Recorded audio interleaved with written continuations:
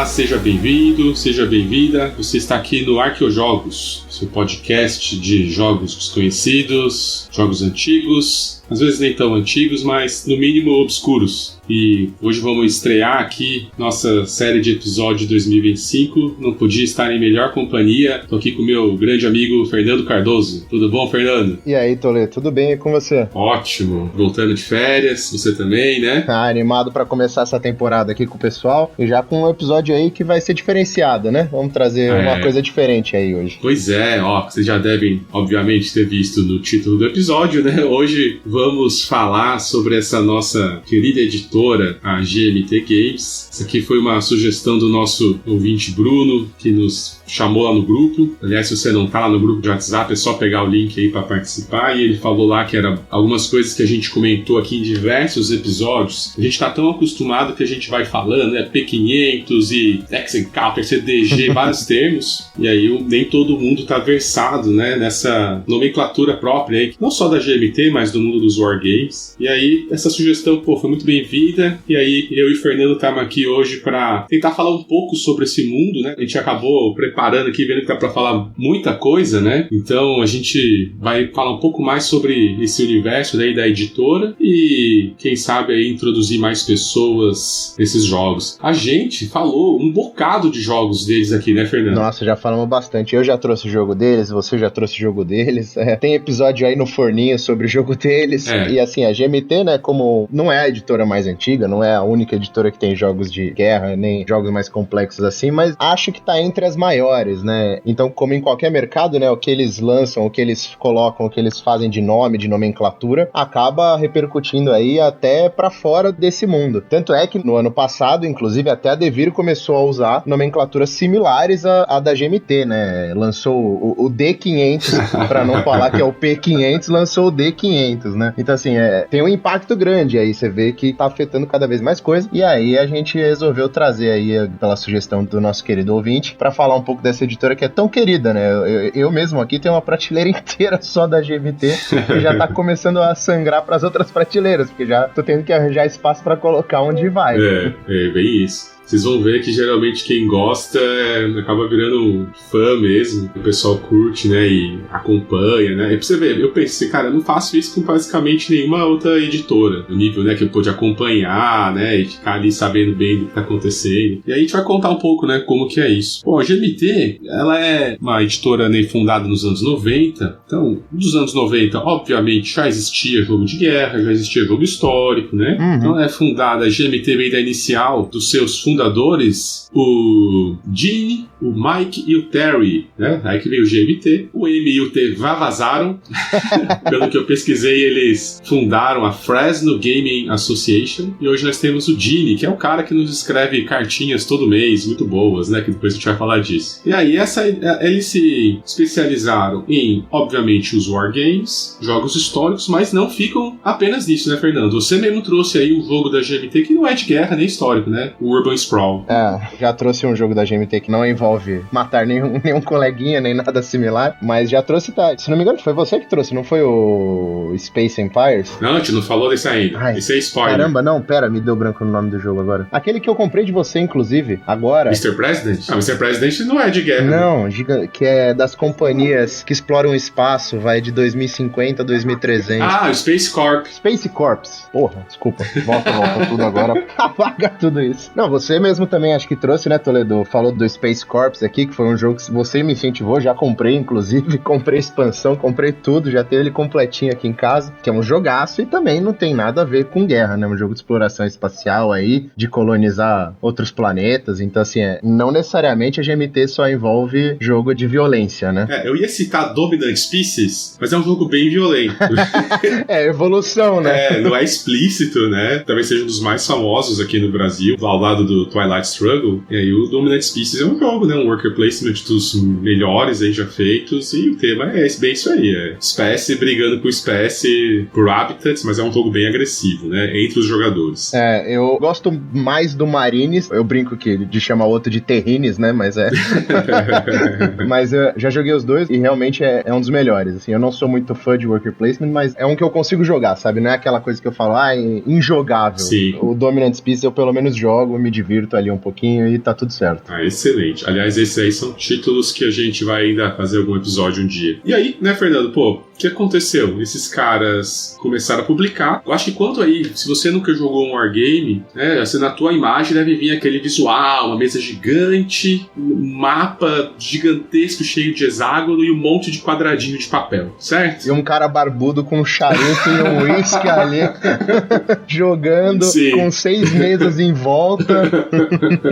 Com certeza. Esse aí são os wargames que a gente convencionou a chamar de X-Encounters. Ou seja, tem os hexágonos aí dos mapas e os counters. Basicamente toda a informação tá ali. Não tem player board, não tem esse monte de outras coisas que o board game moderno tem. Tá tudo ali no mapa. Não tem carta, não tem outro sistema agregado, né? Ele aquilo ali. São as unidades no mapa e acabou. Perfeito. O nome diz exatamente o que o jogo é. Os hexágonos e os counters. Justamente esses counters, você vai olhar, geralmente eles têm vários números, que já tem uma série de informações ali sobre aquela divisão, aquela tropa, né? Ele fala da força da tropa, fala um monte de coisa, de onde que ela é. Tá, e o máximo de recursos que você vai ter fora disso são geralmente muitas tabelas, né? As regras e muitas tabelas, e dado comendo solto.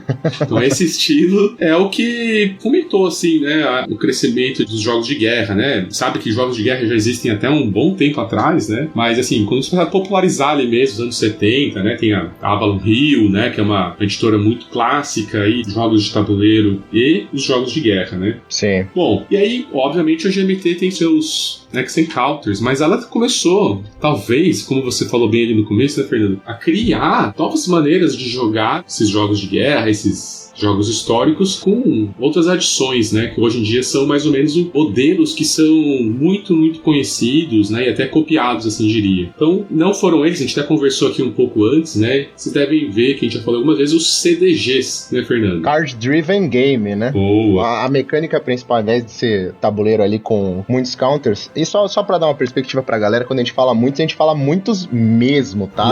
Acho que eu já trouxe aqui em alguns episódios, comentei sobre o Unconditional Surrender. Ele é um jogo que vem escrito na caixa que ele é leve em quantidade de counters e hexes, e se não me engano são 480 counters dentro da caixa. E ele fala que é leve, tranquilo, poucas unidades no mapa. Tudo bem que ele é o cenário inteiro ali da Europa, né? Ele retrata todo o fronte europeu da Segunda Guerra, por toda a guerra, né? Mas mesmo assim, falar que 400 counters ali é pouca coisa, não é pouca coisa. E os CDGs tendem a ser jogos que são menores, não necessariamente são menores, inclusive a gente tem aí Paths of Glory, que é um pouco mais famoso da série do CDG, que tem bastante coisa ali no mapa, bastante unidade também, mas que são jogos que a mecânica tá mais focada na utilização das cartas. Então, normalmente você tem a carta como várias funções, então você usa ela ou pra mexer teu exército, ou pra combater, ou pra não sei o que, pra trazer reforços, pra atrapalhar teu amiguinho. Tem até um grande famoso da GMT, que veio pro Brasil, que você comentou agora há pouco, é o Twilight Struggle. Ele é um bom exemplo de um CDG, né? Ótimo. Foi precursor de muitas coisas dentro da GMT, né? A gente vê séries aí gigantescas que vem saindo hoje em dia, todas não necessariamente baseadas, né, mas você consegue perceber que claramente tem uma inspiração, um dedinho, um pé, às vezes até uma perna inteira ali dentro do sistema que veio do Twilight, que pra mim é genial o sistema. Genial. Eu até comentei aqui logo nos primeiros episódios, quando eu falei do Labyrinth, que é escrito, né, o Twilight Struggle, mecanicamente, assim, né, essa sensação que você faz com as cartas. As cartinhas vieram no meio de grognards, né? Que é um termo aí pra descrever a figura que o Fernando disse ali, do velho barbudo, ranzinza, que não aceita nada, né? Que nada no Wargames. Até passou por esses caras, porque foi uma boa adição. Ele trouxe, além agora de só tabelas e a tua estratégia, a tua tática, botou mais jogo ali, né? Botou mais mecânica. Ou vou usar essa carta onde, né? O que eu vou fazer? Você mesmo fica naquela indecisão do tipo, onde eu vou aproveitar melhor essa carta? E aí, talvez eles tenham criado aí, como o Fernando falou, das maiores títulos que a gente não vai pegar, dos jogos mais bem sucedidos da GMT, né? Inclusive isso tá lá no site, depois a gente vai passar aqui com vocês um top 10 ali que sempre tá lá no site. E desses CDGs aí, com essa criatividade deles, né? Eles têm uma linha editorial bem ampla, né? Comparado às vezes com outras editoras, tem muita gente trabalhando para eles, né? No sentido designers, né? Que estão ali, são de um nicho, né? Então muita gente, vocês vão ver de tudo. E não é como outras editoras que são mais restritas, né? Controlam bem o que vai sair para garantir uma qualidade. Não que não tenha controle de qualidade, não é isso. Mas é mais solto, né, Fernando? Sim, com toda certeza. Se tem um cara lá querendo fazer uma guerra da senhora da quanto, pô, tenta aí, vamos ver, né? Vai entrar ali, mas você vai encontrar de tudo. Alguns são menos conhecidos e alguns jogos vocês ouviram falar, como os Coin, né? Os Coin ficaram populares até aqui no Brasil. Infelizmente não veio nenhum ainda, né, oficialmente. Mas quando veio o Root, né? O Coin Light. Que é um chamado de Coin Light, porque é claramente inspirado, né? Nos coins, né? Esse sistema de você ter counter-insurgência, né? Você tem sempre alguma rebelião, algum conflito acontecendo e você vai ter ali pessoas nos papéis dessas pessoas tentando abafar esse conflito, né? Manter ali o status quo. E o pessoal tá tentando mudar as coisas, quebrar tudo. Pode ser lá os Fidel lá no Cuba Libre, pode ser os Arveni lá em Roma, né? Tentando estar com o Júlio César. Mas é sempre essa dinâmica e tentando botar a fórmula deles. O que eles fizeram? Transformaram em facções altamente assimétricas, né? Geralmente 4 foi o número original, mas a base dele é usando cartas ainda, né? De algumas formas. Mas criou um sistema próprio. E conta pra gente por que Coin, ô Toledo? Da onde que vem Coin? O Counter-Insurgency. Exatamente. Vem de Counter-Insurgency. Pra quem não tá ligado, é lutar contra insurgentes, né? Contra-insurgência. Isso. Então todos aí sempre demonstram conflitos onde cada lado lutava de uma forma, né? Como o Toledo tá passando aí por cima, tem conflito de tudo que é jeito no Coin. Tudo, tem conflito no Oriente Médio, tem conflito em 1800, tem conflito recente, tem de tudo.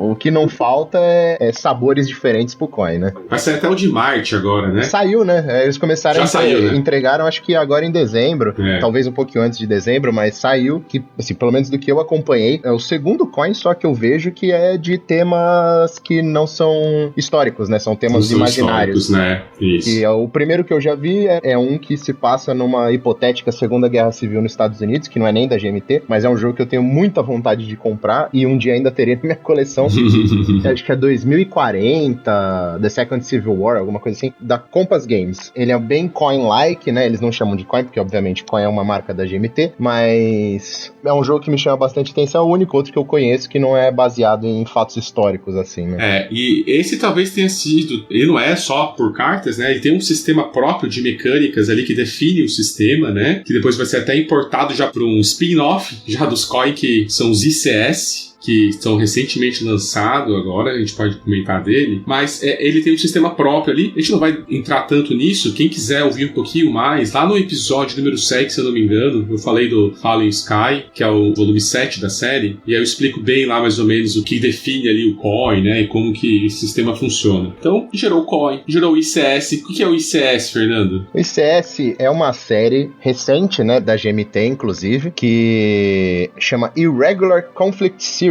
né? Série de conflitos irregulares. Ele é inspirado, né, no Coin, mas ele não chega a ser tão complexo, eles são jogos um pouco mais rápidos, né, por assim se dizer, com temas também aí mais um pé na fantasia, então a gente tem ali um do Robin Hood, a gente tem um ali do Bronx, tem um no espaço e tem um na Índia. Então assim, não são jogos que não estão necessariamente presos na história, mas também tem essa ideia do conflito assimétrico, né? Geralmente alguém com muitos recursos, outro com menos, mas com outras alternativas, né? Não é simplesmente botar 2 exércitos pra brigar, né? Você tem situações bem peculiares, né? Sim. É uma versão streamlined, né, do Coin. Você vai ter uma carga menor de regras e uma duração menor. É uma tentativa de popularizar e chegar em mais pessoas. O do Robin Hood mesmo aí eu achei maravilhoso. Poderia vir pro Brasil tranquilamente. É bem legal o do Robin Hood. Eu joguei umas 2, 3 partidas e maravilhoso. Leve assim, né? Não é leve, mas pô, quem joga aí uns euro pesado... Jogaria tranquilo, Tranquilo, E gostei que assim, em 4 jogos os caras já lançaram um jogo pra 2, né? Que é o do Robin Hood. Um jogo pra 3 ali da Índia. E aí já tem um pra 4 saindo também, então esses caras já estão cobrindo todas as contagens aí mais populares de jogador, né? 5 a gente sabe que não é uma contagem que faz muito sucesso, já começa a ser difícil você conseguir 5 pra jogar, mas... Sim. Com toda certeza, daqui a pouco sai um ICS pra 5. Assim. Uma hora eles fazem. Da mesma forma com que saiu alguns coins pra 5, vai sair os outros. Bom, e aí, como vocês vão ver, saiu, né, do X-Encounter, do CDG e começaram a criar seus próprios ecossistemas de sistemas que dão muito certo. Hoje, a GMT já começa até lançando como próprio CS, lança o ICS já com 4 volumes, 5 volumes. Aí você vai escolher, eles vão ter pequenas diferenças mecânicas entre eles, mas você vai lá pelo tema que mais te agrada também, pelo período histórico que você quer revisitar. Então, ó, nessa pegada nós temos também um que eu já trouxe aqui, que foi no Nevsky, quando eu falei dele, que é outra série, Leve Campaign. Então é outro estilo, ó, é uma outra pegada que eu falei lá no episódio, né, mais de logística medieval, e já foi anunciado, assim, com alguns volumes, e hoje já tem, assim, no mínimo uns 10, assim, prometidos, né, já foram lançados 4 ou 5, tá fazendo sucesso. Uma outra, Fernando, é relativamente mais desconhecida essa, que é o Great Statement. Você pode falar dele? Posso. Essa daí eu tenho que falar com... Não digo pesar no coração, porque não é tristeza, mas é porque eu não recebi os meus até hoje. Meus jogos dessa série estão presos nos Estados Unidos. Então, estou esperando eles virem pra mim, mas acho que até o final desse ano eles chegam. Mas assim, é uma série que a premissa pra mim já me vende maravilhosamente bem, que são Great Statesmen, né? São os grandes líderes, né? É isso que quer dizer Great Statesmen. Estadista? E aí ele pega ali momentos onde precisava de grandes líderes, grandes estadistas, grandes lideranças, e traz esse momento para uma forma de jogo, né? Os dois principais que tem na minha cabeça, assim, são os dois focados nas guerras mundiais, né? Eu sou um cara mais dos jogos mais recentes, tem quem prefira jogos históricos mais antigos, assim, então eu mesmo tenho um grande amigo meu aqui em São Paulo que só joga coisas romanas, então assim, pré-ano zero, então ele tem só ali começo do Império Romano, até metade, queda ali do Império Romano, mas eu sou um cara dos mais recentes, então eu tenho o Versalhes, né, que é focado no fim da Primeira Guerra Mundial, no tratado ali que foi feito de desmobilização, e o que pra mim é o que mais me chama atenção nessa série, que é o Churchill, que mostra ali as reuniões entre os aliados, entre os soviéticos, o Reino Unido e os Estados Unidos, para negociar e ver como que eles conseguiriam lutar contra a Alemanha durante a Segunda Guerra Mundial. Então são jogos bem focados nesses debates, né, nessa criação de uma situação. Não chega a ser um RPG, né? Tem gente que já me perguntou se, não, mas é um RPG, então... Não é um RPG. Mas você usa as cartas ali, é um jogo, não deixa de ser um jogo, você tem mecânicas. Tem que negociar. Então, assim, o Churchill, por exemplo, é um jogo exclusivamente para 3, né? Você até consegue trocar os jogadores por bots, mas... Não é a mesma coisa. O divertido é você jogar em 3 jogadores. E aí, assim, se o primeiro tiver muito pra frente, ele não ganha o segundo lugar, porque se juntam os outros dois pra bater. Tem toda uma explicação no manual ali. Eu já li o manual desse jogo umas 4 vezes. Eu tô muito ansioso pra minha cópia chegar. E a guerra em si é abstraída, né? É uma trilha. Só não tem track de combate, né? Você negocia ali pra andar num step. Tchau, fronte asiático, não sei o que. Então, é só pra você saber como a guerra tá andando, você tá olhando pra outra parte desse momento histórico, que não é a militar. Envolve o militar, mas são pessoas tomando decisões políticas, né, sobre vários assuntos. Então tem essa pegada, né? Você conversou aqui antes, né, como de que jogos que criam aí seus predecessores, né, que aí o Great Statement, ele tá ali, eu tive já o Versailles, ele é essa ideia original, mas ele é um pouquinho mais leve, assim, que o Churchill, né? Ele já tá, talvez, pensando ali em criar um sistema mais acessível. Tem mais cubinhos, tem mais questões, assim, de euro no Versailles do que no Churchill. E vai ser o Triunvirato agora, né? Que vai ser do Império Romano, inclusive, que é o próximo dessa série. Eu tenho certeza que meu amigo vai providenciar uma cópia, então eu não preciso nem me preocupar. Eu tô mais tentando arranjar um Versailles e deixar a minha cópia do Churchill chegar do que qualquer outra coisa. Meu Churchill tá lá preso, eu não aguento mais. Tá 1 ano já quase preso esse jogo nos Estados Unidos. Preciso dar um jeito de fazer ele chegar aqui pra mim. Vai chegar. E aí, vamos trazer por último aqui, uma que não é tão também desconhecida. Eu já trouxe também ela aqui, que é Command Colors. Command Colors, que já devem ter visto. Eu falei no episódio do Ancients, que é o primeiro e considerado aí talvez o mais famoso, mas hoje tem Command Color Napoleonic, Samurai. Não, e até fora da GMT, né? Se você começar a olhar, tem o Memoir 44, que não é da GMT, que é um Commands and Colors. MMP tem uma série que é baseada no Commands and Colors. Isso. De vários temas. A Compass Games tem um jogo baseado no Commands and Colors. Acho que é o sistema mais que saiu da GMT e foi pra todo mundo. Tem 4 ou 5 editoras que eu já vi que tem um Commands and Colors. Vocês vão saber, que né, recomendo ouvir lá o episódio, mas a gente fala que são wargames de blocos, né? São essas imagens, são vários bloquinhos, né? Então você não tem os sheets de papelão, como no X-Encounter padrão e em outros wargames, você tem esses bloquinhos de madeira, que isso dá toda uma outra dinâmica. E são jogos geralmente mais táticos, né, Fernando? Que aí vocês vão começar, a gente já vai falar um pouco sobre a diferença entre essa escala, né, do conflito, principalmente quando a gente tá falando dos jogos mais militar. Então, Então, tático, estratégico, operacional. Só para fechar aqui das séries, né? Então, obviamente, existem outras séries, a gente não citou aqui todas, né? Alguém vai falar, pô, mas não falaram de Advanced Squad Leader, não falaram da minha série favorita. Não é o objetivo, né? A gente quer, inclusive, voltar, falar, quem sabe, com episódios mais dedicados, né? Cada um dessas séries aí, ou trazendo um exemplar, que é só pra gente mostrar que, às vezes, confunde, né? O que são esses nomes todos, né? Então, só pra gente explicar mais ou menos esse caminho, né? Sai de um X-Encounter, começa a vir os CDGs, e a partir disso o pessoal começa ali a elaborar, né? Assim como foi no board game tradicional, né? O pessoal vai elaborando mecânicas, vai vendo novas dinâmicas, e isso aí gerou, então, uma série hoje de sistemas, e acaba sendo a política hoje da GMT. Ela já cria alguns sistemas já de cara, então esse aqui é um sistema novo, é desse jeito, isso aqui é a parte política, ó, você vai pro Great Statement, tem Segunda Guerra, tem Império Romano, você escolhe ali ao gosto do cliente, tá? Bom, e aí vamos falar disso aí, que vai ter outra coisa que vai estar ali, né? Se você for começar a buscar esses jogos lá no site da GMT, vai parecer, primeira coisa, que você voltou para os anos 90, porque os caras usam o mesmo visual daquela época, né? Tá ali, não mudou nada. Mas, tirando isso, né? Acaba sendo, além do BGG, né? Que sempre é um ótimo local para você encontrar informações. Até na Ludopédia também a gente tem bastante coisa, graças ao nosso maquinista, que deve ter colocado quase todos. Maquinista que já tá quase um bibliotecário, né? De tanta quase, coisa que o cara tá cadastrando lá. E aí você tem sempre uma ficha catalográfica no formato deles, com várias informações. Depois a gente vai falar um pouquinho mais disso. Mas vocês vão ver que vai ter lá sempre algumas informações. E vocês vão ver que, principalmente em jogos de guerra, vai ter muito sobre a escala, né, Fernando? Você vê principalmente, como tudo nesse meio, galera, não é algo acadêmico, não é algo... Sendo acadêmico, às vezes o pessoal acha consenso. Em board game a gente sabe que não tem, né? Isso é deck build, isso não é, isso não é que lá. Em wargame, diria que é até mais complicado, né? O pessoal já briga pra dizer o que é wargame ou não. Mas, tentando achar aqui uma definição mais simples, né? Existe esses três termos que o Fernando vai nos ajudar aqui, que são o wargame tático, o operacional e o estratégico. O que é isso aí, Fernando? Pra quem nunca ouviu falar. Bora lá, né? Não sei se eu sou a melhor pessoa pra trazer, né? Mas vou tentar aqui resumir rapidamente e dar pelo menos um exemplo aí de cada jogo. Vou precisar da sua ajuda nisso daí, que lógico. Eu sei onde o meu coração mora, tá?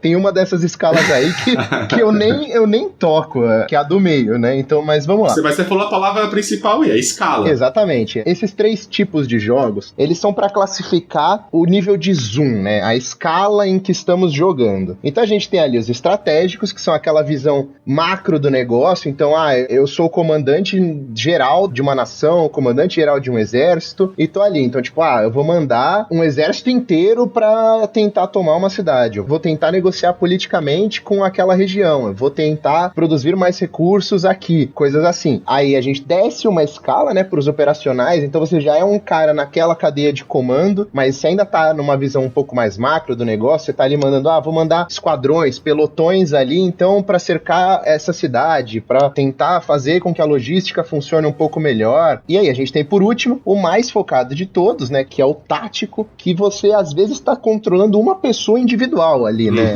Você tá falando para aquele soldado específico, atira ali. Isso. Você tá falando para aqueles dois caras que estão carregando uma metralhadora, olha, abaixa. Isso. São ordens bem pequenas. Objetivo simples, né? Tomar uma posição. Exatamente. Isso afeta, quando a gente fala de escala, tá? Pra deixar claro pro pessoal, estamos falando de terreno, mas também estamos falando de tempo. Então, assim, o tempo de um turno, né? O quanto representa um turno, também tem uma escala, né? Então, por exemplo, esses jogos táticos, normalmente o turno equivale a 30 segundos, 3 minutos, 1 minuto. E quando você vai pro estratégico, às vezes o turno representa 6 meses. Isso. O turno representa ali coisas gigantescas. Tem jogo que é um mês inteiro em um turno. Cada turno equivale a um mês da guerra. Então, estamos falando de duas escalas que ocorrem basicamente ao mesmo tempo, mas que normalmente elas andam de mãos dadas, né? Quanto mais afastado você tá do cenário, do conflito, né? Maior, consequentemente, o tempo, né? Por isso que tem essa correlação aí. E em questão de exemplo, né? Acho que a gente tem aí bons exemplos em todos, de estratégico, que eu acabei de descobrir, inclusive, contar pro Toledo aqui antes da gente começar a gravação. O meu jogo favorito de Segunda Guerra Mundial, que é o Cataclysm, que é um sandbox maravilhoso de Segunda Guerra Mundial, é um ótimo estratégico, mas infelizmente a GMT comunicou no ano passado aí que é um jogo Legacy, né? Isso significa que ele nunca mais vai voltar a ter print pela GMT, o que é bem triste, mas ainda se encontra cópias, né? Eu tenho a minha aqui guardadinha, ainda devo um dia mandar ela de volta pro Toledo pra ele cuidar dela de novo, mas é um jogo maravilhoso, assim, muito bom, e numa escala estratégica. Esse, inclusive, tem pessoas que tentam às vezes classificar, importando dos videogames, até de Grand Strategy, né? É assim, muito mesmo o nível, né? E aí eles tentam às vezes colocar, é uma coisa bem quem curte, o Fernando é meu parceiro de jogos da Paradox de videogame, né? Que geralmente fazem esses Grand Strategies, né? E o Cataclysm já vi gente tentando classificar até isso, assim, né? Ele é um pouco a mais. Perfeito. Não, o Cataclysm é quase um Hearts of Iron board game, né? Que agora, recentemente foi anunciado, inclusive, abre o financiamento coletivo, acho que daqui a 3 minutos, inclusive, mas até esse anúncio, pra mim, era o Hearts of Iron, The Board Game, era o Cataclysm. Olha só. E aí temos Operacional. Operacional, cara, eu acho que eu não tenho nenhum. Foi exatamente o que eu comecei a falar aqui no começo. Esse aqui é o que você não se mexe, né? Exatamente. Eu tenho o Ardennes, o Holland 44, essa série toda aí, você vê que são focados, né? Não é na guerra toda, né? Você tá numa região específica ali, né? Cuidando de um contexto mais específico, lidando, né, com algumas questões, o nome diz operacionais, a gente lida bastante, né, com recurso, com linha de suprimentos, tá? Lida com mais de uma tropa, né? Você tá, às vezes, lidando batalhões e dividindo eles ali, mas num escopo menor. E o tático, nós temos vários, né? O próprio Advanced Squad Leader, né? Um dos mais famosos, a série Command & Colors, que a gente falou aqui, uma série de proponentes. Pessoal, às vezes a classificação vocês vão ver que alguém vai falar, esse é operacional, esse é estratégico, né? Como a gente falou, essa é a parte de discussão de boteco do hobby, né? É o pessoal discutindo, tentando classificar e, puxa, não tem nada oficial. Alguns ficam mais no meio termo mesmo. Não é uma ciência exata, né? Não é uma ciência exata. Até porque tem jogos que estão no meio do caminho, então você pode achar uma coisa, eu posso achar outra. E tem jogos que tem os três, né? Pô, tem um jogo lá que eu acho que um dia o Felga vai trazer, que é quase que isso. Você tem uma parte estratégica, uma parte operacional e uma parte tática. Forçando um pouco no estratégico aqui. Até hoje eu não abri minha cópia. Comprei a cópia, está parado aqui.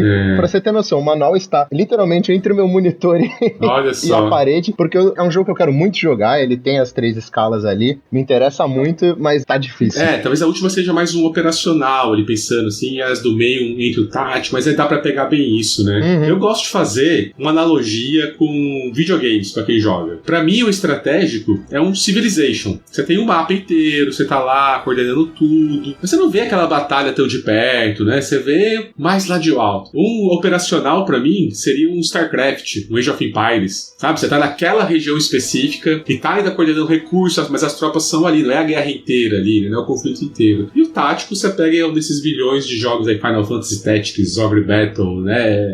Tactics Ogre, que aí você vai ver, esses joguinhos tá lá controlando unidade por unidade, batalhando, né? Até tem aquele de Alien, né? Que ficou famoso recentemente, que saiu o board game e tudo mais. XCOM, isso aí. Isso é bem naquele nível de batalha ali. Bom, e outra coisa que a gente pode falar da GMT, que é um dos motivos aí que o pessoal vai continuar comprando geralmente, é o carinho que eles têm no valor de produção do jogo que você compra, né? Então você vai ver que é um jogo, você não tá só pela mecânica aqui, né? Você tá pelo interesse histórico, né? Então, os jogos, né? Eles não vão medir esforços pra ficar economizando, né? Você pode questionar as escolhas de material, de design, uma série de coisas, mas eles não vão ficar regulando pra te enfiar um livreto histórico, só com questões daquele jogo que você comprou, né? Às vezes tem livreto só sobre a história, não é? Livreto você tá sendo até bem tranquilo, porque tem jogo da GMT que vem com um livro praticamente dentro. Tem 50 páginas falando sobre a história, sobre como que foi feito, sobre no que é baseado, né? Aquela cena do Jurassic Park, né? Não poupei esforços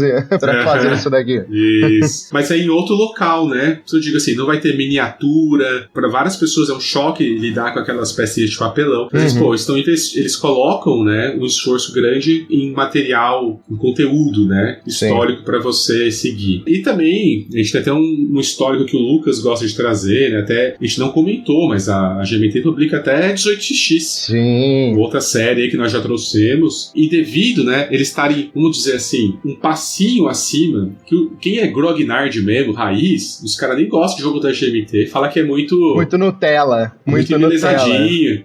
Muito Nutella, porque os wargames padrão são basicamente um mapa ali. Uma folha de papel com uns desenhos de tanque mal feito que o cara fez no Paint e te cobra $100 por isso. Isso, um monte de cheatzinho, né, de papelão. E a GMT, pelo menos, tenta dar o quê? Pô, todos esses jogos de cartas, você vê que a gramatura das cartas é sensacional. Não tem jogo da GMT que a carta não é de boa qualidade. É diferente, né, cara? Não pego outro jogo, outra editora, talvez aí de uma Capstone Games, essas mais assim, mas geralmente é difícil bater o valor da carta, né? É uma gramatura muito boa. Sim. Os boards, a gente vai falar disso depois ali, mas quando vem mounted, né, que a gente vai falar sobre isso, quando não é a folha, que alguns sim, ainda são folha, com a qualidade um pouquinho melhor, mas não é aquele board que você está acostumado, que sempre vem no jogo de tabuleiro. Mas quando vem, é de uma qualidade boa, né? E os cheats, esses de papelão também, você pode falar, tudo igual. Não, cheat de papelão pode ter pouquinhas camadas, vai ser tipo o jogo da estrela, que você destaca ali, e você tem,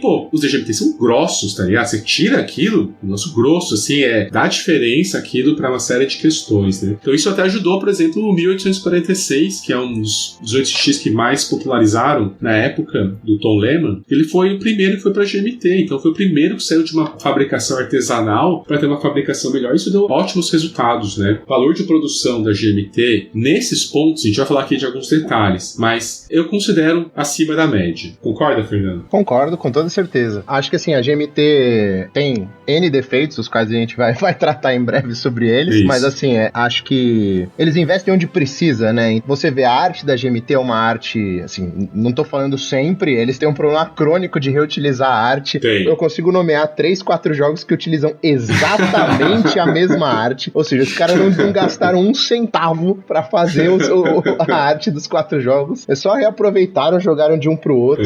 O mais recente que eu vi, inclusive, é do Time of Crisis, que eles trouxeram a arte e reutilizaram no Barracks Emperors. É literalmente é o mesmo mapa, os caras só colocaram um overlay das cartas em cima, e as cartas são literalmente iguais, eles só trocaram o texto e deixaram elas mais quadradinhas ao invés de retangulares. Mas assim, a GMT tem uma produção extremamente boa, a iconografia dos jogos tende a ser maravilhosa, em que pese os jogos às vezes terem manuais de 40, 50, 80 folhas, os manuais são extremamente bem estruturados, seguem um flow ali que você consegue acompanhar, você consegue abrir o manual e, beleza, vamos jogar? Vamos. Então você vai seguindo um turno ou 2 ali com o manual, acabou, você pegou ali, já começa a rodar um pouco melhor, o jogo já começa a ir num flow, né? A caixa, né? A caixa da GMT é muito boa. Não tem caixa mal feita. Você não vai reclamar assim, caixa baulou. Não existe a caixa da GMT. A caixa da GMT é maravilhosa.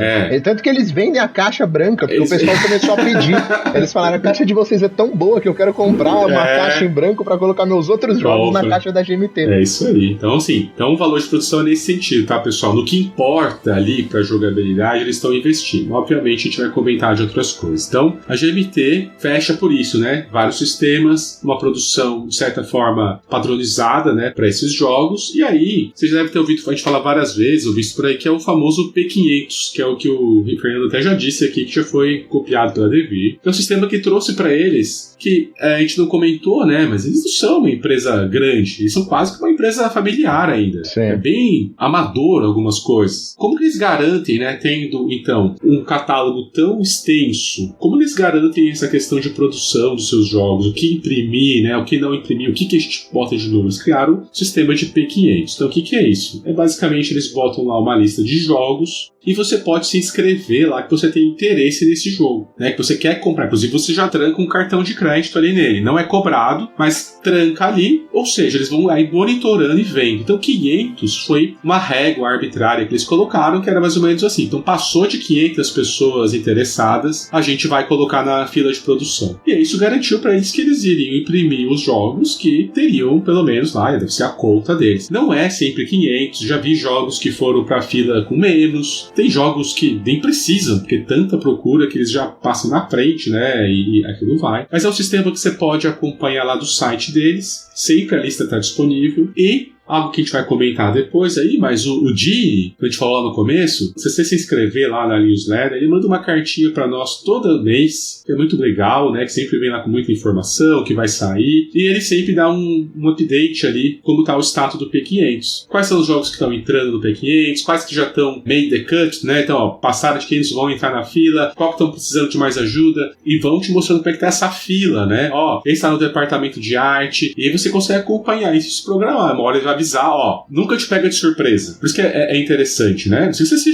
vai ficar 3, 4 meses aí sem ver e-mail, né? Pô, mas não vai ser de uma hora pra outra. Então, se você acompanha essas cartinhas, vai te falar, ó, pô, meu jogo já tá ali, ó. Já vai provavelmente no próximo shipment. Então, aí você vai ser cobrado. E só pra deixar claro, né? Não sei se ficou claro, pessoal. Você não obrigatoriamente precisa ficar com esse pedido, né? Não. Até o dia em que eles cobrarem teu cartão, você ainda pode escolher cancelar, né? Não é que, eu entrei no P500 e aí, pô, preciso, não quero mais, não sei o quê. Não pode, não. Eles já estão contando com isso, né? Que um percentual de pessoas que vão desistir, que não vão comprar, né? E até já aconteceu de eu ter esquecido, por exemplo, e mandar um e-mail rapidinho lá, Araceli, que é sempre ela, e aí falar, pô, cancela aí, por favor, não vou poder. E na hora já estoura, são bem tranquilos. Eles têm um cuidado, né, assim, com os seus compradores. Cara, uma época atrás, a gente vai falar um pouco aqui agora sobre isso, né, falar dos fretes, até estamos passando por um problema sobre isso, mas uma época teve um aumento no frete e o pessoal não entendeu o porquê. E aí eles foram explicar. Eles estavam subsidiando o frete internacional um tempão e não falaram nada. Sim. Tá ligado? Porque eles queriam ver os jogos deles chegando em outros países, né? É bem louco. É esse tipo de coisa que faz o pessoal ficar com eles, né? Não é aquela empresa que você vai pegar, os caras só querem lucro. Não. Pô, os caras acreditam naquilo ali, né? Mas o dono tá ali ainda, né? O cara que fundou. Então, o P500 funciona assim, pessoal. Então, o melhor jeito de ficar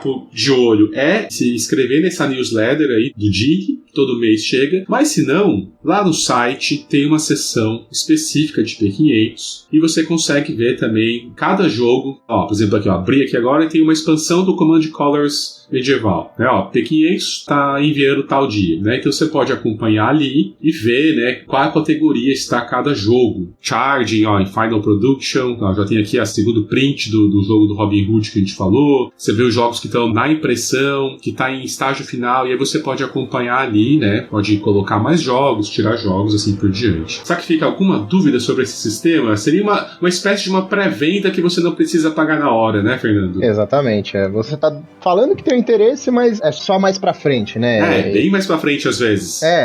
Hoje em dia nem é exatamente 500, né, como o Toledo mencionou. Eles falaram que em 2020, se não me engano, eles falaram que tá mais pra 750, 900, né? Mas que às vezes eles mandam o jogo antes, mesmo sem ter 500, 700 pedidos, às vezes eles com 300 pedidos o jogo já tá indo pra produção. Isso. Mas, qualquer momento você pode desistir, né? E tá tudo certo. Não vai ficar ninguém triste com você, não vai ninguém ligar pra você, passar na sua casa e te bater, então tá tudo certo. Você vê que é a diferença de mentalidade dos caras, né? Eles podiam estar só cobrando como todo mundo faz em pré-venda, já é super estabelecido aí. Mas não, você só paga depois, se ainda quiser, né? Você tem só que lembrar de cancelar, né? Se você não quiser mais, mas como eu falei, já aconteceu comigo disso, você escreve lá, os caras dão um jeito, tá bom? E Fernando, vamos falar um pouco do frete, né? Como eu comentei aqui, já foi subsidiado, é um frete que ele tem uma tabela padrão, né? Por peso.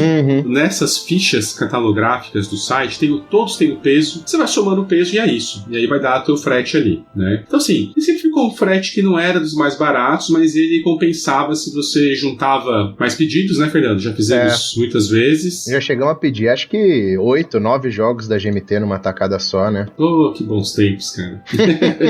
Nem me falha. Bem bom. E assim, né, eles tinham então toda essa questão e, infelizmente, ano passado começou um problema que começaram a ser jogos a serem devolvidos, né? Até um ouvinte nosso comentou lá no grupo nosso, falou, tá devolvendo e tal. E realmente, cara, aconteceu comigo. Eu tinha um P500 que eu estava aguardando há muito tempo, que é o iNapoleon, e voltou, cara. Simplesmente a Receita devolveu. E aí a GMT, obviamente, né, reembolsou, fez tudo sem prejuízo pra mim, nem pra ninguém. Quer dizer, dizer, pra GMT teve um belo prejuízo, né? Pra eles tiveram, né? Mas não pra nós, né? Sim, não sobrou pra gente. E eles deixaram agora um comunicado oficial. Então, você tá ouvindo hoje, né? Hoje estamos em janeiro de 2025. Essa situação ainda não se resolveu. Eles estão tentando. Obviamente, eles vão achar uma solução, porque tem outros jogos vindo, né? Então, uma questão de adequação. Como a gente falou, né, pessoal? Eles são um amador, cara. É alguma coisa que eles estão preenchendo errado lá do... Alguma coisa que mudou aqui na Receita Federal e eles não estão preenchendo mais direito. Alguma coisa que eles não estão adequados, mas isso vai se resolver. Então, não tem muito erro. Você vai lá, pega a tabela de frete, faz os seus cálculos, não tem muita surpresa. Né, Fernando? Exatamente. Embora o frete não seja unfriendly, né? É um frete bem hostil, na realidade. Você consegue saber, né, ali, exatamente quanto que você vai pagar sem nem precisar colocar no carrinho. Isso já deixa bem claro ali. E já demonstra, mas assim, já adianto pra quem tá ouvindo, não vale a pena fazer a compra de um jogo. Nunca vai valer. Isso, você vai pagar 130, 140 dólares ali. Tem que botar mais coisa, né? Aí nessa que você coloca aí, às vezes, um mapa novo, uma caixa, um replacement, né? Que tem isso, né? É uma coisa que a gente vai falar depois ali da parte dos erros, né? A gente precisa, às vezes, comprar as peças de update e coisas do tipo, mas vamos lá. Ó, a gente falou disso do frete, e aí, enquanto você estiver comprando, né, como eu falei dessa ficha catalográfica, vai ter bastante informação, eles já consolidam nessa ficha do jogo, além, né, dos manuais, erratas, tudo quanto é tipo de PDF que tiver lá no jogo para você já ver, também colocam vários recursos de conteúdo, né, produtor de conteúdo, de coisas online. Então, para cada jogo, você tem muita informação para pesquisar aí pelo site, já tem vários reviews. E lá no finalzinho tem uma escala que vai ter em todos, né, Fernando? Que acho que é uma escalinha que ajuda às vezes, né? Você tem uma escala que vai de baixo, médio e alto. Do lado é a complexidade do jogo, do outro lado, o quão solável, é assim que a gente pode traduzir, o quão apto a se jogar solo é esse jogo. Porque jogar solo, né, não é uma coisa de board game, isso já vem dos wargame há muito tempo, né, pessoal? Nem sempre já tem alguém pra jogar contigo. Então, esse tipo de jogo tem esse perfil de pessoas que querem já também, até por outros motivos, né? Nem é sempre por você não ter com quem jogar, às vezes é porque dá pra desfrutar de uma outra maneira esses jogos quando você tá sozinho, né, pra aproveitar ali o material todo. Mas eles colocam sempre uma escalinha pra você, né? Então aí você pode ter uma noção já sobre isso. Também tem a escala, às vezes tem a escala de tempo, como o Fernando falou, ó, aqui eu tô no Labyrinth, aí tá falando, ó, a escala de tempo do Labyrinth é aproximadamente 1 ano por mão de cartas. Jogou outras 7, 8 cartas do turno, foi 1 ano, né? Escala de tempo, ó, point to point, então tá falando que é como se fosse uma representação fidedigna ali do mapa mundial que tá aparecendo, né? E o número de jogadores. Tá? Então fica aí, né, para quem quiser fazer suas primeiras compras, olha a ficha, olha o P500, calcula teu frete para não ter problema. E aí, por último, a gente tem um momento bom do ano, né, Fernando? Na realidade, temos 2 grandes momentos, né, Toledo, que tem aí por ano, que são as sales da GMT, né? Isso, pô, muito bom. E aí, o que acontece nessa venda, além de vender? A sales, eu acho que é quando a GMT perde completamente a cabeça, porque eu nunca vi nenhuma empresa fazer nada similar que eles fazem. Eles pegam o preço do site atual, dos produtos que estão em estoque, e é 50% off. E assim, mas o produto já está em promoção. Tudo bem, 50% off do preço que está em promoção. Eu já cheguei a pagar 5 dólares em jogo da GMT assim. Pois é. É um negócio chocante. É que agora eles implementaram um sistema, né, que você não consegue fazer uma compra mais de quantos jogos você quiser. Isso. Meio que para fidelizar o cliente. Teve ano que você, por exemplo, para cada compra de P500 que você fez, a gente já fez isso há alguns anos, né? Por exemplo, para cada compra de P500 você tem direito a um jogo com 50% de desconto, né? Mais um jogo para cada usuário, né? Coisas assim. Mas ano passado eles liberaram mais, né? Eles liberaram acho que 1 ou 2 jogos extras por pessoa, mas assim, como a gente fala português, a gente pode falar dos hacks de como conseguir comprar quantos jogos quiser. Não acho ético, né? Mas todo ano eles agora estão fazendo um print de uma folha de correção para os jogos da GMT. Uhum. É razoavelmente barato, acho que são 5 dólares cada um, já com frete e tudo mais. E aí você compra, manda entregar em algum lugar nos Estados Unidos, qualquer lugar, inclusive você pode mandar destruir depois, ou manda entregar aqui mesmo, é que pra entregar no Brasil acho que é 13 dólares, aí começa já a ficar um pouco mais salgado. E aí você compra quantos você quiser, porque quantas você comprar são a quantidade de jogos que você pode comprar na promoção da GMT depois. depois. Como eu fiz um pedido pro meu grupo inteiro de colegas aqui de Wargame, eu até tive um número legal de compras pra fazer na última sale da GMT, até acabei usando todas, né? É um jeito de quem quer conseguir mais descontos na sale, né? Que ocorre 2 vezes por ano, tem uma agora, né, que pra gente é verão, mas pra eles é a venda de inverno, e tem uma mais ali agosto, mais ou menos, que é a de verão, né? Então eles 2 vezes por ano eles têm as vendas grandes deles. Excelente. E aí só não comentou, Fernando, que o preço do P500 é um pouquinho abaixo desse preço de tabela que vai estar no site. É outra vantagem de fazer do P500, né? Exatamente. A única coisa que é impeditivo do P500 pra gente aqui em terras tupiniquins, né, é o frete, mas a questão do P500, o preço realmente é muito bom e o preço é protegido, né? Tô colocando aspas aqui. Quem apoia no P500 tem o preço do P500 e acabou. Não interessa que o jogo, quando lançar, vai estar $40 mais caro do que o quanto eles tinham previsto. Isso. E isso aconteceu, inclusive, com um jogo que a gente pegou juntos, que é o Mr. President. Isso. A gente pegou numa época em que o jogo tinha sido anunciado, acho que por $80 ou $90. Pegamos um P500 muito barato, do tipo $40 ou $50, e o jogo lançou e tá, acho que $120.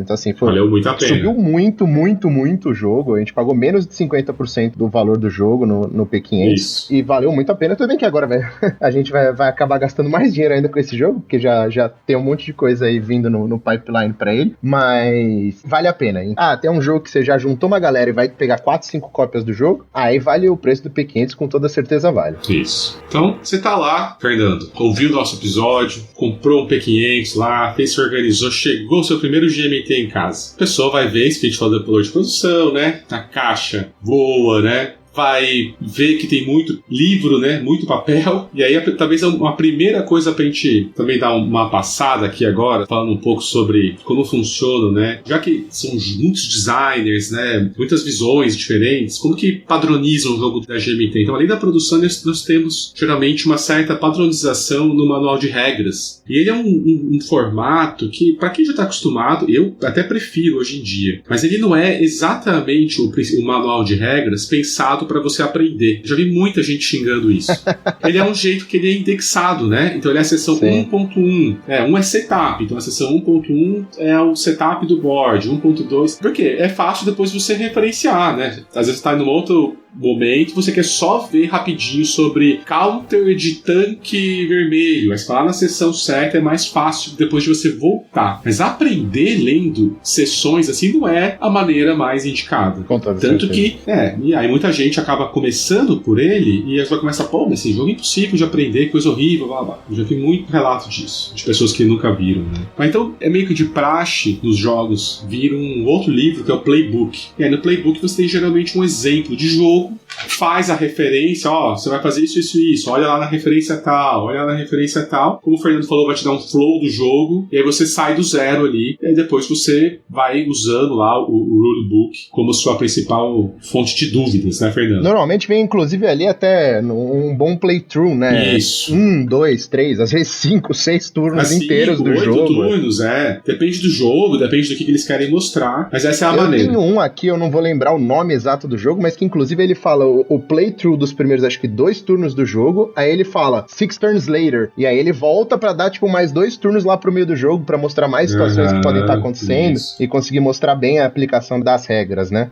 Ele é feito pra o quê? Você montar o jogo junto com o playbook, e você vai seguindo ali o que tá sendo feito e entendendo o porquê de cada ação, e pegando a ordem. Cara, tem jogos complicadíssimos que eu só aprendi a fazer isso com muita calma, né? Cataclysm é um desses. Você tem que jogar ali pra você ver que, é isso tudo que eu tenho que fazer, né? Então é a maneira da GMT. Pra aprender, foi muito interessante aquele cara, o cara do Watch It Play It, sabe? Que é um canal de vídeos bem famoso, Sim, né? Eu tô tentando pegar aqui porque eu não lembro o nome dele por nada. Sim, mas é um cara que, é famoso há muitos anos. Eu tô meio alienado, né, da conteúdo aí de board games. Acho que ele ainda aparece pra mim. Ele é um cara que uma hora caiu dos GMT. Ele já fez vídeo pra Cuba Libre. Ele tá virando Grognard agora. Tá virando, ele tá fazendo vários.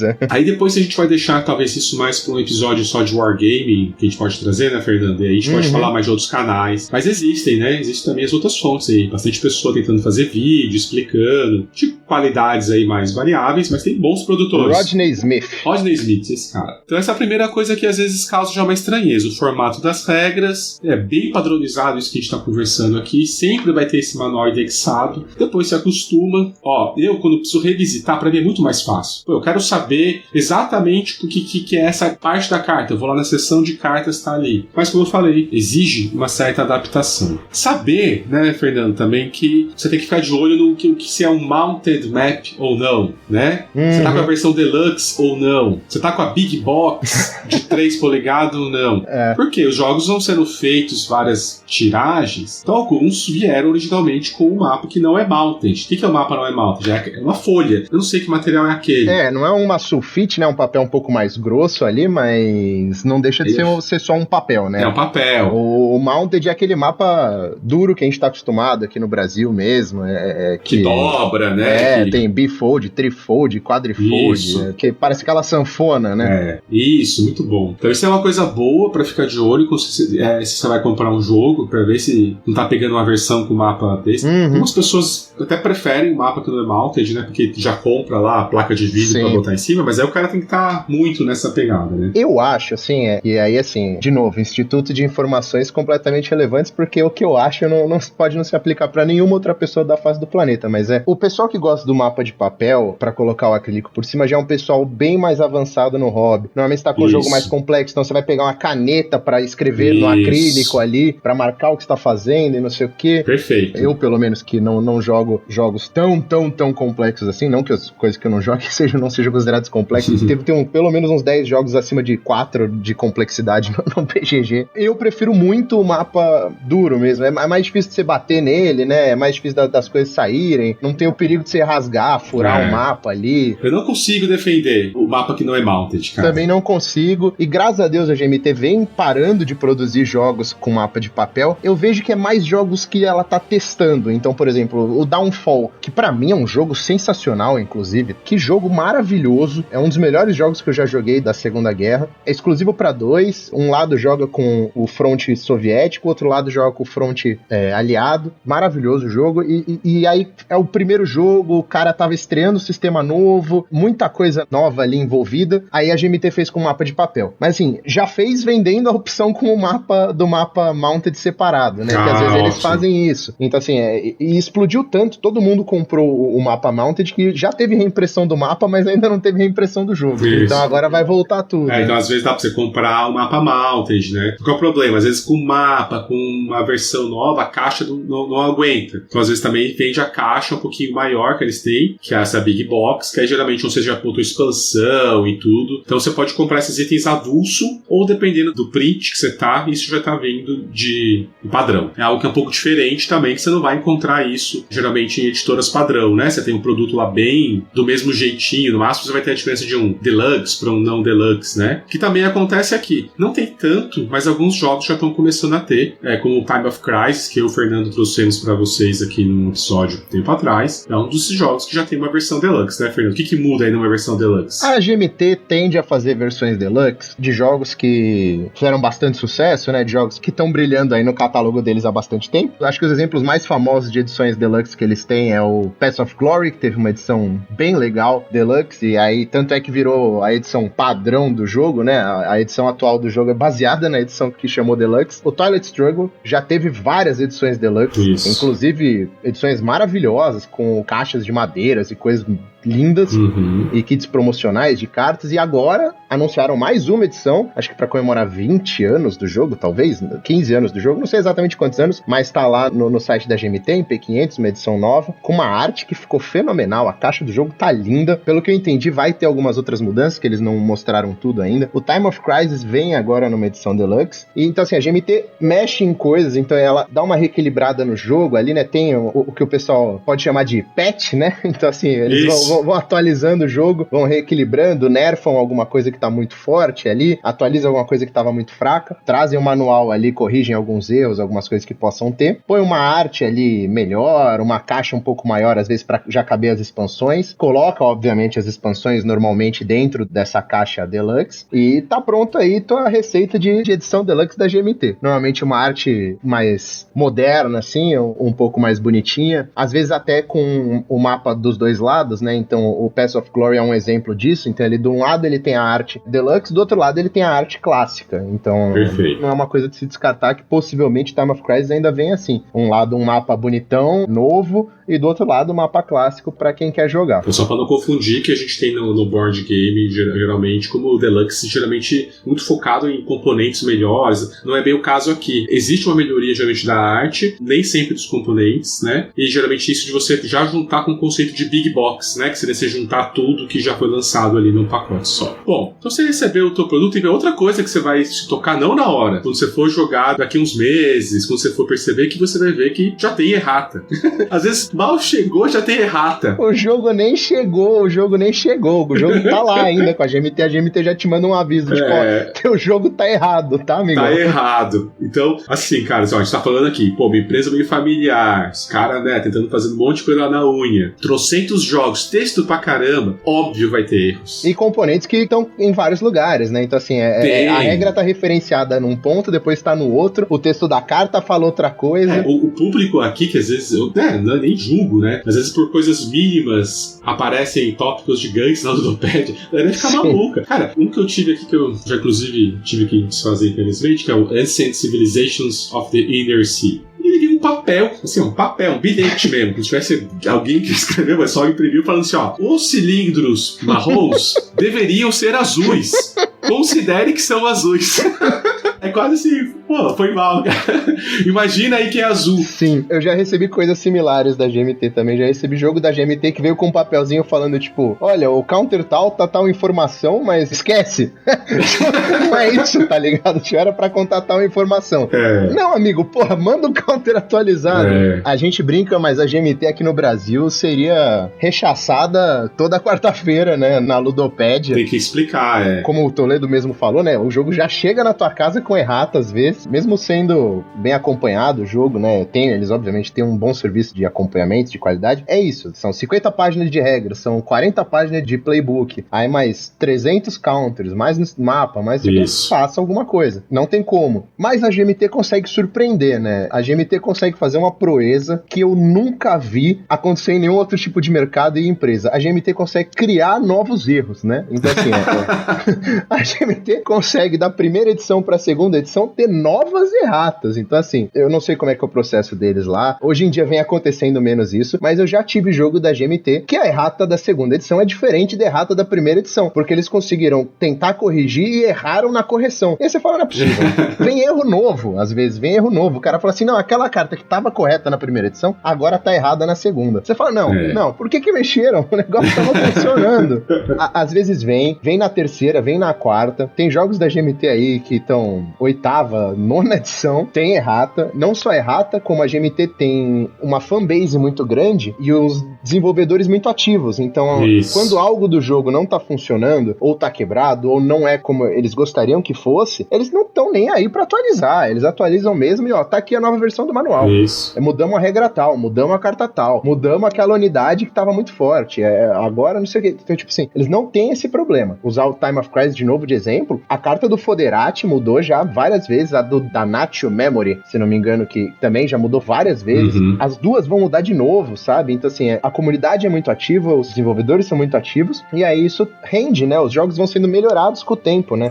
Eu brinco que quem jogou a primeira edição do Time of Crisis jogou um jogo completamente diferente do Time of Crisis que a gente vai jogar quando pegar a Deluxe. Completamente diferente. Vão ter novos prédios, os prédios estão rebalanceados, as cartas estão rebalanceadas, tem a expansão, então são duas experiências completamente diferentes. E isso pra mim, eu não ligo de ter a errata, e eu acho que esse suporte que a GMT dá pros jogos é extremamente crítico no sucesso deles. Eu acho que isso que garante a situação deles, né? E onde eles chegaram pra mim muito por conta disso. Com certeza. É importante dizer que provavelmente esse guia que a gente tá querendo se propor pra pessoas que ainda vão ver, é interessante saber disso, né? Então, assim, muitos, quando lançam um jogo novo, você já sabe, né? Na primeira edição vai ter erro, não tem como. Talvez não exista jogo que não tenha vindo. Aí, às vezes, você espera. Vou esperar a segunda edição, pelo menos. A segunda edição, geralmente, já começa a ser mais seguro de você entrar. Pelo menos já pegou os erros da primeira. Então é bom saber disso. Eu vou comprar uma edição segunda e quase todos os jogos você consegue pegar os update kits. você pode comprar, né? Geralmente bem barato.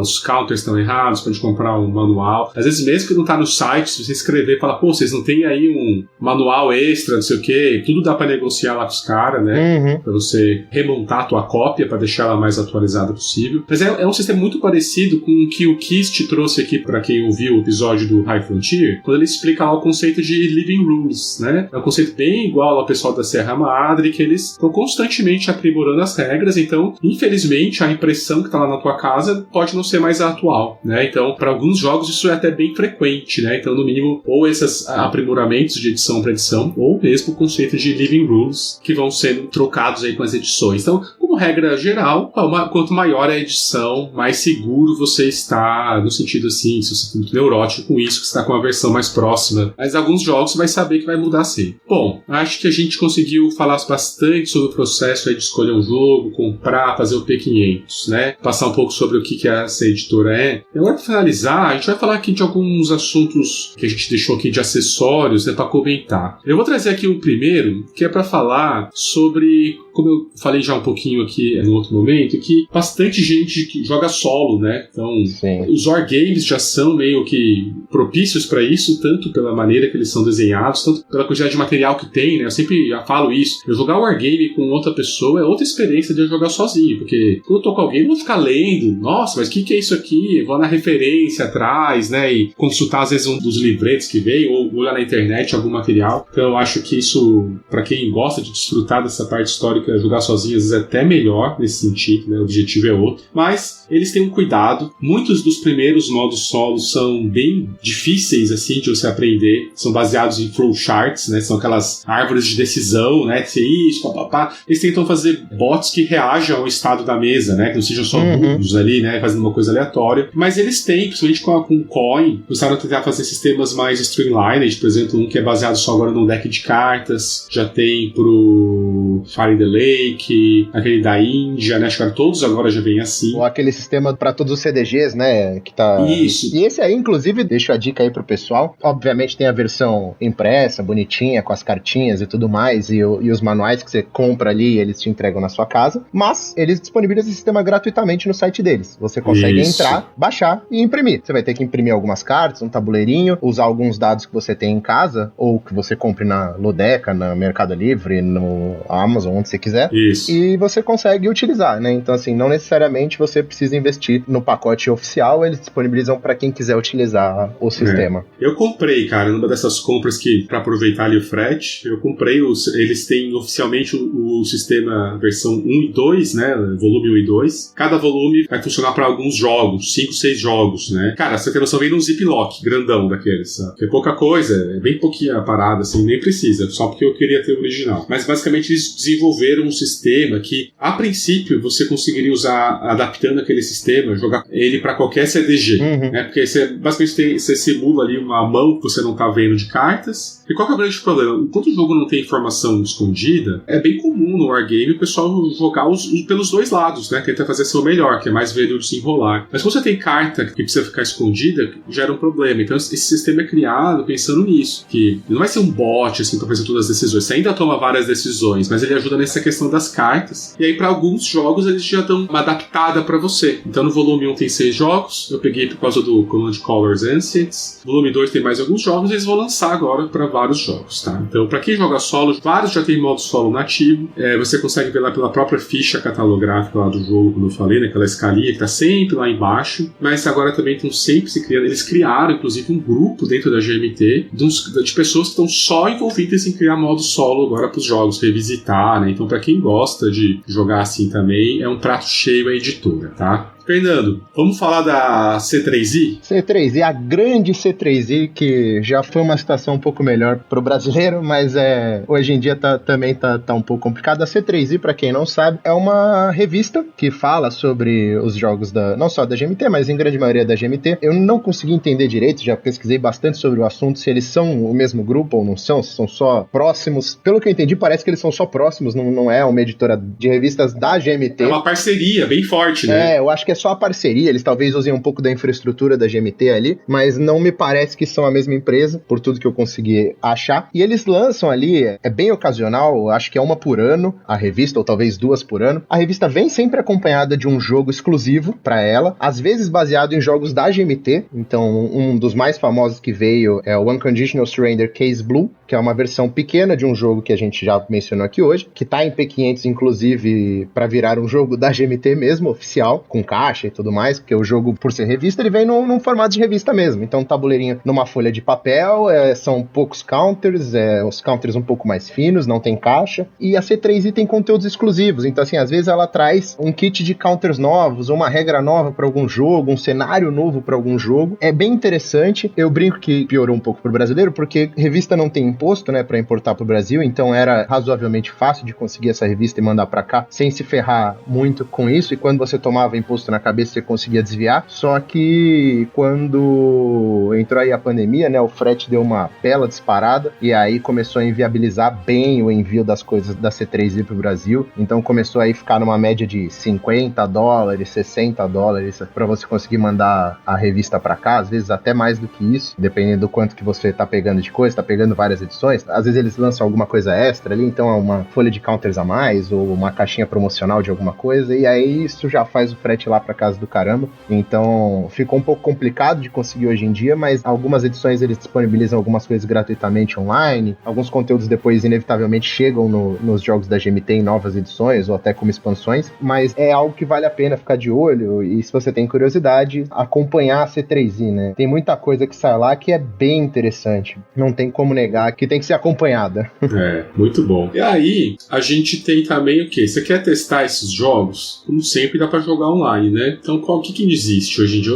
Olha, estamos num belo momento, eu diria, né? Antigamente, o pessoal jogava pelo Vassal. Você já deve ter ouvido a gente falar aqui algumas vezes. Vassal é também um programa parece feito nos anos 90, é igualzinho, não mudou nada. E o pessoal realmente não muda. Mas ele pra quem não usou, ele é uma engine ali pra você... O pessoal cria mods dos jogos e você pode jogar uma infinidade de jogos lá. É tudo 2D, né? Então não é igual um Tabletop Simulator, um Tabletopia, mas você tem vários jogos lá e vários deles são scriptados, inclusive, né? Então dá pra você já automatizar aquela parte de gerenciamento do jogo, do background. E a GMT apoia bem eles, né? Eles sempre divulgam por lá, porque é uma maneira da galera fazer vários playtest, né? De maneira mais rápida. Mas também, vários desses jogos também tem pro Tabletop Simulator. Hoje em dia, tem até no BGA. No BGA tem Space Empires 4X, tem o do Robin Hood. O Unconditional Surrender tem no BGA também. E aparentemente vão vir mais, né? Um outro site que a gente sempre recomenda aqui, que é o Rally the Troops. Lá tem mais uma alta seleção de jogos lá também que você pode testar, né? Tem lá, por exemplo, tem o Nevsky, que eu já trouxe aqui, tem o Time of Crisis, tem o primeiro Coin, né? Que é o Engine... como é que fala isso, Fernando? Fala aí pra mim, pra não ficar feio. Boa pergunta. Eu acho que é Engine Abyss, né? Mas também não sou nem um mestre da pronúncia aqui. Acho que é isso. Tem o Plantagenet, que é o outro. E aí eles vão lançando aí, um jogo é em inglês, o outro é em espanhol, o outro é em indiano. Eles lançaram outro lá, que acho que é Chandragupta, Viajanara. Parece trava-língua. Você lê o P500 da GMT ali, a lista de P500, e fala, legal, agora lê mais rápido. Pra melhorar a dicção. Mas tem bastante opção, gente, né? Assim, pra jogar online também, pra testar esses jogos, né? Pô, eu sempre sou parceiro pra jogar um Space Empire X. Inclusive, o Fernando deu um spoiler antes aí, a gente tá já planejando, é um dos que estão pra sair gravação, né, Fernando? Já vamos fazer um episódiozinho dele. E aí, pra fechar, Fernando, vamos fazer um negócio aqui que... Vamos pegar ali o top 10 da GMT, que vem toda a cartinha. Bora. Vamos dar uma passada por eles pro pessoal ter uma noção? E a gente fecha o episódio com isso? Então, vamos lá. Eu tô aqui com a tabela de jogos mais atualizada e o jogo mais vendido da GMT, pra surpresa acho que de praticamente ninguém aqui, é o Toilet Struggle, ocupando as 2 primeiras posições. A primeira com a edição especial e a segunda com a edição normal. Eu acredito acredito que eles estão somando aqui na edição especial todas as edições especiais do jogo que já teve, e da comum são todas as 8 edições que já tiveram desse jogo ao longo dos anos. Na sequência temos um carteado, né, da GMT aí, carteado que é a palavra que tá em alta no momento, o Battle Line, que inclusive saiu no Brasil, só que saiu no Brasil com outro nome, Shoten Totem, e a segunda edição do Shoten Totem está à venda atualmente pela Paper Games. É um jogo que vale muito a pena, num preço muito acessível. Então recomendo aí, é um run bem legal, bem gostoso. O jogo do Kinesia, né? Exatamente, é um jogaço. Ele tem 2 edições, a que tá aqui no top é a edição Ancients, mas ele tem uma edição medieval com algumas mini expansões aí que adicionam um pouco de coisa no jogo. Depois temos o Dominant Species. Já comentamos, né? Exatamente, o Commands and Colors, Ancients, que pra mim é o disparado o melhor pelo Napoleonics. Quero voltar pro Ancients com toda certeza. O Path of Glory, também passamos por aqui. Que é um jogaço, né? Que já foi top 1, inclusive, do BGG. Jogaço. Sekigahara, que é um jogo levinho, com uns bloquinhos de madeira, que você então não consegue ver a força do seu oponente ali nas unidades, né? Muito bom. Sensacional. Esse a gente nunca comentou esse. Nunca falamos sobre o Sekigahara, nunca comentamos. Ele é o mesmo estilo do que a gente comentou dos blocos, como o Fernando falou. Lembra muito o Command Colors, né? O Labyrinth, The War on Terror, né? Um precursor aí de várias coisas dentro da GMT. Um jogo que faz um sucesso absurdo. O jogo que tem, acho que mais expansões da GMT, porque parece que a cada 2, 3 cartinhas que eles mandam, aparece alguma nova expansão pra esse jogo. Isso. Eu tenho com a segunda expansão, já comprei a primeira expansão, que deve chegar aí, a previsão é bem longe também de chegar, mas daqui a pouco tá vindo mais 2 expansões pra esse jogo. E aí passamos pro Commands and Colors Napoleonics, que é o que eu tenho, que também usa o mesmo sistema, com algumas modificações de regras ali, por conta da época que ele retrata. E vamos para um coin, surpreendentemente, Fire in the Lake, que trata sobre a guerra do Vietnã, né? Mas eu acho que realmente é o coin que todo mundo mais fala. É o que todo mundo fala. E que é um que tá praticamente no topo da lista de complexidade, né? Entre os coins é um dos mais difíceis de se jogar. É o pessoal que fala é o melhor coin, foi a melhor versão, né? E é bem aclamado. E esse fecha aí, amarra o top 10 dos jogos mais vendidos da GMT. Logo depois, né? Ele vai ter vários outros títulos que você já deve ter ouvido. Here I Stand, Space Empires 4X, o Empire of the Sun, o Empire Struggle, Cuba Libre, o Churchill, The Hunters, vários que a gente já trouxe aqui, né? E aí forma aí essa biblioteca já que é de respeito da GMT, e mais todos os jogos que eles estão sempre anunciando, melhorando. Espero aí que vocês tenha servido como um passo inicial para entrar nesse mundo, né? Já bota um pezinho no Wargame. Não foi um episódio sobre Wargames, né, Fernando? Então a gente até deixa aí se você acha aí que é válido para nós, vocês têm interesse de a gente fazer mais episódios assim teóricos sobre os Wargames, que já, o pessoal já comentou lá no grupo, de fazer, explicar os termos, né? Flanquear, suporte, são vários termos que vão ser utilizados em todos esses wargames, né? Porque na verdade é jargão militar mesmo, né? Esse que é o ponto, né? Não é nem dos jogos isso, é o que os jogos emprestam da realidade, né? Militar. Mas poderemos, se tiverem interesse mais sobre questões, deixa aí nos comentários para nós. Espero que vocês tenham agora mais uma clareza sobre o que é esse mundo, que vocês entendam por que quem começa não sai mais, né? Vira a editora queridinha. Buraco sem fundo. Bom, aproveitar, deixar aqui então aquele pedido de sempre, pessoal. Segue a gente aí no Spotify. Se você ainda não avaliou a gente, coloca lá as estrelinhas que você acha que a gente merece. Isso nos ajuda muito ao algoritmo aí levar para outras pessoas. A gente tá no YouTube também. Mesmo se você não escutar lá, se puder seguir a gente, nos ajuda para chegar em mais pessoas também. Seguir a gente lá na Ludopédia, que a gente tem planos de postar material diferente do que podcast por lá, se tudo der certo. E principalmente passar a palavra para frente, né? Porque podcast é uma mídia difícil, né, de chegar nas pessoas, então às vezes com uma indicação pessoal, né, então se você lembrar de alguém, sempre puder recomendar para alguém aí pra gente crescer nossa base, que a gente gosta, né, uma base pequena, mas muito fiel, e a gente adoraria aí que chegassem mais pessoas. Com toda certeza. A gente tá falando de um nicho complicado, né, que não não é muito acessível, né? Complicadíssimo. E até uma coisa, viu, Toledo? Como eu já mencionei em outras oportunidades por aqui, tá tendo um movimento aí, tem vindo bastante coisa pro mercado nacional, tá tendo um olho grande agora pro mercado brasileiro de board games. Já ouvi de algumas editoras sobre interesse em lançar jogos e coisas por aqui. Temos visto algumas coisas um pouco mais leve, parecendo que tá meio que testando as águas, então a gente viu a série Undaunted vir pro Brasil, que veio como Destemidos, né? A gente viu agora o General Orders chegando por aqui, o Guerra do Anel voltou pra cá, que não é exatamente um wargame, mas ele tem ali algumas mecânicas, um jogo um pouco mais complexo do que a média que o brasileiro normalmente tem. Agora é o momento, sabe? Então acho que se divulgar a palavra, talvez a gente consiga uma luz aqui. Quem sabe a Devir veja essa luz, né? Até onde eu saiba, a Devir ainda tem os direitos de lançar todos os jogos, todos não, né? Mas uma grande parte dos jogos da GMT em português e em espanhol. Ela até trouxe no DOF do ano passado alguns jogos em espanhol, a preços bem acessíveis. Eu queria trazer tudo, mas confesso que espanhol, pra mim, sei ler, sei falar, sei escrever, mas não é meu favorito, né? Então acabei deixando, falei, eu prefiro pegar em inglês e tudo mais. É então... costume, a gente tá desde cedo enfiado em inglês, cara. Não tem como comparar. Exatamente. Mas deixo aqui no ar, acho que é o momento da gente tentar trazer essa luz pros wargameiros brasileiros. Com certeza. Fernando, muito obrigado, foi um prazer gravar esse episódio contigo. Sempre bom estar com você também, Toledo. Então tá, vamos ver se a gente inaugura bem esse ano aí, pessoal. Não esqueçam aí de deixar seus comentários e nos vemos na próxima. Um abraço. Falou! Obrigado, pessoal. Tchau, tchau.